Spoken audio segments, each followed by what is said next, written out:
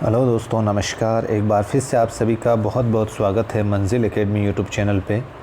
दोस्तों, मंजिल academy YouTube channel आपकी जो मंजिल है, चाहे रीट एग्ज़ाम हो, चाहे सीटेट एग्ज़ाम हो, चाहे किसी भी स्टेट का टेट एग्ज़ाम हो, उस तक पहुंचाने के लिए हम लगातार प्रयासरत हैं और बिल्कुल बेसिक से, बिल्कुल शून्य से आपको पूरा पाठ्यक्रम करवाया जा रहा है। अगर आप वीडियो को पहली बार देख रहे हैं या चैनल पर नए हैं तो पहले मेहरबानी करके हमारी जो प्लेलिस्ट बनी हुई है उसके अकॉर्डिंग आप अपने पाठ्यक्रम की तैयारी कर सकते हैं। ठीक है दोस्तों, बाल विकास को लेकर हमारा जो पाठ्यक्रम था वो चल रहा था, जिसमें एक यूनिट हमने कंप्लीट पढ़ ली थी। दूसरी यूनिट का 3-4 क्लासेस जो हैं वो अपलोड हो चुकी हैं। दोस्तों, मैं बता दूं आपको, बाल विकास जो यहाँ पर मैं आपको डाटा प्रोवाइड करवा रहा हूँ, ये 5-6 विद्वान हैं साइकोलॉजी का, उनका डाटा एक जगह इकट्ठा करके आपको मैं पढ़ा रहा हूँ। जैसे बाल विकास के पढ़ाने वाले जैसे R.K. वैष्णव सर हैं, मलिक सर हैं और अंकित सर हैं, और एक अभिज्ञान कोचिंग है जोधपुर के, और RPSC जी के अजय चौधरी जी हैं। इन सब का जो समन्वित रूप है बाल विकास का, आप चाहो तो इनको एक एक करके पढ़ो, या जैसे इन 5-6 को एक जगह करके मैं आपको ये स्टडी मटेरियल प्रोवाइड करवा रहा हूँ, तो बहुत इम्पोर्टेंट है दोस्तों आपके लिए। और मुझे उम्मीद है कि आपको ये लेक्चर पसंद आएगा। तो बिना देर के आज की शुरुआत करते हैं। दोस्तों, हम अधिगम को लेकर दूसरी यूनिट का अध्ययन कर रहे थे, जिसके अंदर हमने अधिगम का अर्थ, परिभाषा, अधिगम स्थानांतरण, इन सब को पढ़ लिया था। आज हमारी क्लास है दोस्तों अधिगम के प्रमुख सिद्धांत। दोस्तों, अधिगम के प्रमुख सिद्धांत है, उसको समझने के लिए हमें सबसे पहले अधिगम के सिद्धांतों को डिवाइड करना पड़ेगा कि भाई, क्योंकि ये बहुत कंफ्यूज होता है कि जैसे व्यवहारवादी सिद्धांत जितने भी हैं और संज्ञानवादी सिद्धांत है, जब वो एक जगह हो जाते हैं तो स्टूडेंट के लिए बहुत दिक्कत आती है कि भाई इसमें से संज्ञानवादी कौन है, व्यवहारवादी कौन है, व्यवहार क्या है, व्यवहारवादी क्या सोचते हैं अधिगम को लेकर, संज्ञानवादी क्या सोचते हैं अधिगम को लेकर। तो सबसे पहले हमें इस कन्फ्यूज को क्लियर करने के लिए दोस्तों हमने अधिगम के प्रमुख सिद्धांतों को 2 भागों में बांटा है। एक तो है व्यवहारवादी सिद्धांत और एक है संज्ञानवादी सिद्धांत। अब इसके अंदर प्रमुख मनोवैज्ञानिकों को देखें तो व्यवहारवादी, अगर आपको जितने भी सिद्धांत होंगे वो या तो E.P. पावलोव का होगा, या B.F. स्किनर का होगा, या थॉर्नडाइक का होगा, या C.L. हल का होगा। इन चारों मनोवैज्ञानिकों का अगर आप अधिगम को लेकर कोई भी सिद्धांत पढ़ोगे तो वो किससे जुड़ा हुआ होगा? वो व्यवहारवादियों का सिद्धांत होगा। और संज्ञानवादी जो मनोवैज्ञानिक हैं, क्योंकि संज्ञानवादी जो है दोस्तों वो गेस्टाल्टवाद संप्रदाय के द्वारा लाया गया था, क्योंकि गेस्टाल्टवाद जो संप्रदाय था उन्होंने जो मनोविज्ञान का लेकर आए जो संज्ञान से जुड़ा हुआ है, तो इसलिए इसको संज्ञानवादी सिद्धांत कहते हैं। और इसके अंदर कौन कौन से मनोवैज्ञानिक हैं? मैक्स वर्दीमर हैं, कोहलर है, कुर्ट लेविन है और कॉफका है। तो आपको इसको दिमाग में इसलिए बिठाना है कि भाई ये चारों जो मनोवैज्ञानिक हैं अधिगम के, अगर जो भी हम आगे सिद्धांत पढ़ेंगे वो व्यवहारवादी सिद्धांत से जुड़े हुए होंगे, और इन चारों मनोवैज्ञानिकों के जो भी सिद्धांत पढ़ेंगे वो संज्ञानवादी सिद्धांत होंगे। अब बेसिक थ्योरी समझते हैं इन सिद्धांत व्यवहारवाद और संज्ञानवाद की क्या है। दोस्तों, व्यवहारवादियों ने मनोविज्ञान को सिर्फ व्यवहार का विज्ञान माना है। ध्यान से समझना दोस्तों, मनोविज्ञान को सिर्फ व्यवहारवादियों ने व्यवहार का विज्ञान माना है, जबकि संज्ञानवादियों ने मनोविज्ञान को व्यवहार प्लस चेतना दोनों का विज्ञान माना है। ध्यान से समझना दोस्तों, व्यवहारवादियों ने तो सिर्फ व्यवहार का विज्ञान माना है, लेकिन संज्ञानवादियों ने व्यवहार प्लस चेतना दोनों का विज्ञान माना है। अब यहाँ पे ये समझना है दोस्तों, आगे देखो, यहाँ पे अगर कंटेंट हमने समझ लिया व्यवहारवादियों का और संज्ञानवादियों का, तो आगे अधिगम को समझने में हमें बहुत आसानी हो जाएगी। अब व्यवहारवादियों ने जो सिद्धांत दिए थे उनकी विषय वस्तु क्या थी, या उन्होंने अपने सिद्धांतों में सर्वाधिक महत्व किसको दिया था? तो दोस्तों, उन्होंने सबसे पहले महत्व दिया है एक तो पुनर्बलन को, एक अनुक्रिया को, एक उद्दीपक को, एक अभिप्रेरणा को। अब आप सोच रहे होंगे कि दोस्तों ये उद्दीपक क्या है। वैसे आपको बता दूं कि ये अधिगम के सिद्धांतों में सबसे ज़्यादा चलने वाला नाम है ये उद्दीपक। तो उद्दीपक दोस्तों यूँ समझो कि लक्ष्य के प्रति जो हम जैसे एक तो अनुक्रिया है। अनुक्रिया तो होती है लक्ष्य के प्रति की जाने वाली क्रिया। अगर हम किसी लक्ष्य के प्रति कोई क्रिया कर रहे हैं तो वो अनुक्रिया है। और उद्दीपक दोस्तों यानी कि वह वातावरणीय घटक जिसे प्राणी अपनी अनुक्रिया के द्वारा प्राप्त करना चाहता है उसे उद्दीपक कहते हैं। कहने का मतलब दोस्तों, उद्दीपक वातावरण का वह घटक है जिसे प्राणी अपनी अनुक्रिया के द्वारा प्राप्त करना चाहता है तो उसे उद्दीपक कहते हैं। और पुनर्बलन दोस्तों आप समझते ही होंगे। और अभिप्रेरणा दोस्तों, अभी इस अधिगम के जस्ट यूनिट बात में पूरा का पूरा लेक्चर है, इसके ऊपर अच्छे से समझना है इसको भी। तो कहने का मतलब व्यवहारवादियों ने इन चारों नाम को बल दिया है अधिकतर अपने सिद्धांतों में।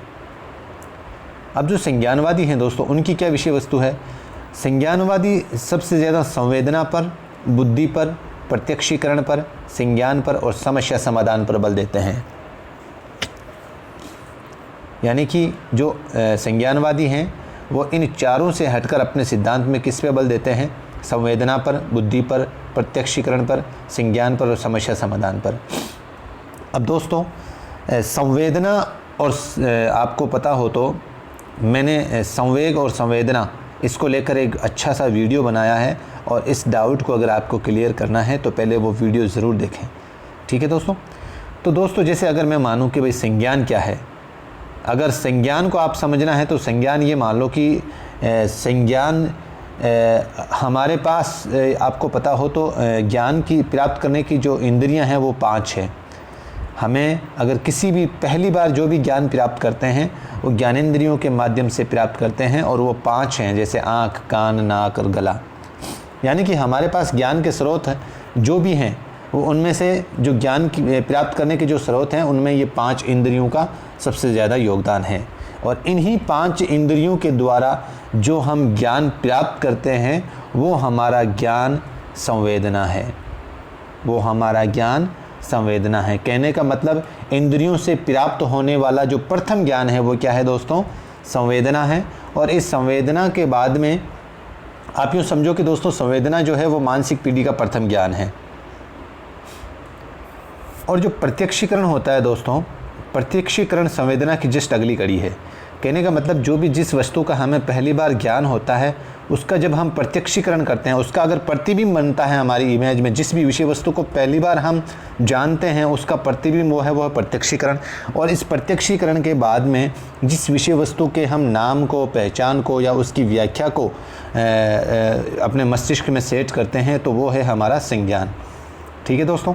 और फिर इसी संज्ञान के द्वारा हमारे मस्तिष्क में सूझ का निर्माण होता है, और जब सूझ का हमारे मस्तिष्क में निर्माण हो जाता है तो समस्या का समाधान हो जाता है।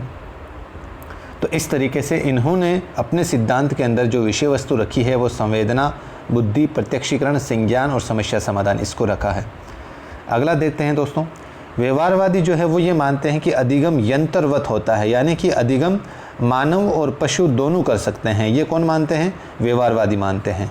लेकिन संज्ञानवादी ये मानते हैं कि भाई अधिगम जो है वो यंत्रवत नहीं होता है, यानी कि अधिगम केवल और केवल मानव ही कर सकता है दोस्तों। अधिगम केवल और केवल मानव कर सकता है, जबकि व्यवहारवादी ये मानते हैं कि मानव और पशु दोनों कर सकते हैं। अगला कंटेंट है दोस्तों, व्यवहारवादी ये मानते हैं कि अधिगम धीरे धीरे होता है, यानी कि अधिगम में समय लगता है। लेकिन संज्ञानवादी ये बोलते हैं कि अधिगम जो है वो अचानक होता है। और ये इन्होंने दोस्तों प्रयोग करके इसको साबित किया है। अब आप सोच रहे होंगे कि भाई ये धीरे धीरे कैसे होता है, ये अचानक कैसे होता है। इन्होंने प्रयोग करके बाकायदा अपने सिद्धांतों में इसको साबित किया है। व्यवहारवादी मानते हैं कि अधिगम अनुबंध बनने का परिणाम है, यानी कि अनुबंध होगा तो ही अधिगम होगा। ये व्यवहारवादियों का मानना है कि भाई अगर किसी विषय वस्तु के प्रति अगर अनुबंधन होगा, और ये अनुबंधन ही अधिगम की एक प्रक्रिया है, इसको व्यवहारवादी मानते हैं। जबकि संज्ञानवादी क्या बोलते हैं? अधिगम समस्या समाधान करना होता है, यानी कि अगर किसी आपके पास समस्या है, अगर आप उसका समाधान कर रहे हो तो ये आपका अधिगम है, ये आपका अधिगम है। और इनका मानना है कि जो अधिगम है वो पूर्ण से अंश की ओर बढ़ावा देता है, अर्थात विषय की पूर्णता पर बल देता है, विषय की पूर्णता पर बल देता है। ये किनका मानना है दोस्तों? संज्ञानवादियों का। अनुक्रिया क्या है? आप यहाँ पे मैंने लिखा भी है, आपके ये जो है कंफ्यूज ना हो। अधिगम दोस्तों अनुक्रिया के अंदर जिसको इंग्लिश में बोलते हैं रेस्पॉन्स, यानी कि लक्ष्य के प्रति की जाने वाली अनुक्रिया, लक्ष्य के प्रति की जाने वाली क्रिया अनुक्रिया कहलाती है। और उद्दीपक क्या होता है दोस्तों? उद्दीपक होता है वह वातावरणीय घटक जिसे प्राणी अपनी अनुक्रिया के द्वारा प्राप्त करना चाहता हो उसे उद्दीपक कहते हैं। यदि प्राणी अनुक्रिया करके उद्दीपक को प्राप्त कर लेता है तो इन दोनों के मध्य एक संबंध बनता है जिसे मनोविज्ञान की भाषा में अनुबंधन कहते हैं। अर्थात अनुक्रिया या उद्दीपक के मध्य बनने वाले संबंध या अनुबंध को हम अधिगम कहते हैं। समझ में आ गया दोस्तों? उद्दीपक और अनुक्रिया के बीच में जो बंध बनेगा, जो बंधन या संबंध बनेगा, उसको हम क्या बोलते हैं? अधिगम बोलते हैं। ये किसकी थ्योरी है? ये व्यवहारवादियों की थ्योरी है। और संज्ञानवादी क्या कहते हैं? संज्ञानवादी कहते हैं कि भाई इंद्रियों के माध्यम से जो प्राप्त होने वाला ज्ञान है वो हमारा प्रथम ज्ञान होता है, जिसे हम संवेदना कहते हैं। और संवेदना के जस्ट अगली कड़ी आती है प्रत्यक्षीकरण। जब हमें प्रत्यक्षीकरण या प्रत्यय बन जाता है हमारे मस्तिष्क में, तो उस विषय वस्तु या उस वस्तु के प्रति हमारा संज्ञान विकसित हो जाता है। और जब हमारे मस्तिष्क में उस विषय को लेकर संज्ञान विकसित हो जाता है तो हमारे मस्तिष्क में सूझ का निर्माण हो जाता है। जब मस्तिष्क में सूझ का निर्माण हो जाता है तो समस्या समाधान हो जाता है। संज्ञानवादियों के अनुसार अधिगम समस्या समाधान करने की एक प्रक्रिया है और यह प्रक्रिया इस तरह होती है: संवेदना, फिर प्रत्यक्षीकरण, फिर संज्ञान, फिर सूझ और फिर समस्या समाधान। इस तरीके से ये क्रम चलता है और तब जाकर उसको अधिगम की प्राप्ति होती है। तो दोस्तों, ये एक अधिगम के सिद्धांतों को समझने से पहले एक ओवरव्यू मैंने आपके सामने रखा है। आगे हम जिस तरीके से अधिगम के सिद्धांतों को पढ़ेंगे तो उसके अंदर आपको ये कन्फ्यूज़ ना हो कि भाई ये सिद्धांत किसका है, व्यवहारवादियों से जुड़ा हुआ है या संज्ञानवादियों का है। तो आपको इसका उम्मीद है कि ये कॉन्सेप्ट आपको समझ में आया होगा।